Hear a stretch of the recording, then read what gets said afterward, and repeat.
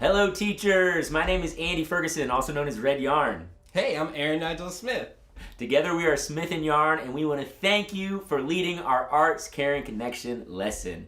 In this lesson, students are going to learn simple song making skills like creating rhythms, melodies, and lyrics. Then they're going to collaborate in small groups to put those skills together and create a short musical composition about friendship.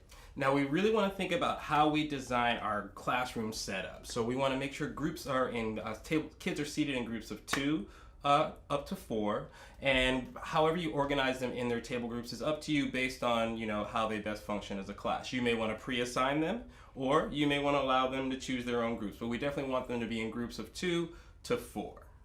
I want you to think ahead about how you're going to organize your classroom space. We want to have some open area, like a carpet space, circle area, for kids to get together and do the warm-ups and watch the videos.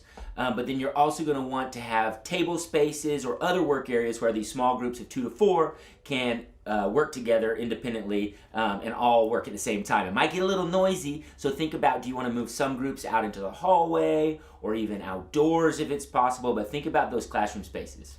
Yes, definitely. And while you're preparing your space, you also want to think about preparing your materials for the kiddos. We want to make sure that they have access to paper and pencil for writing their lyrics. And we want to make sure that, well, if you have access to some extra percussion instruments that might allow them to explore their musical creativity that much more, something like simple like an egg shaker or a simple little bell might help them to have that much more fun with the project.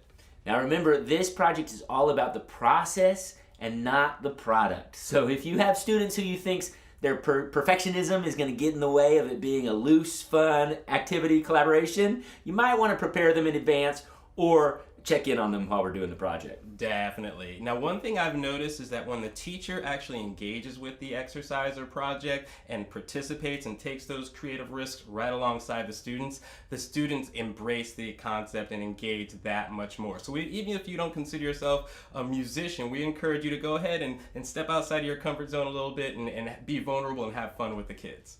And finally, we're asking these students to authentically collaborate in small groups. So it might be helpful to have a pre-discussion about how we collaborate, how we cooperate. Aaron and I are really going to emphasize stepping up and stepping back. Stepping up to share your own ideas, and then stepping back to listen to others' ideas too. Absolutely. And most importantly, we really want you and your students to have fun.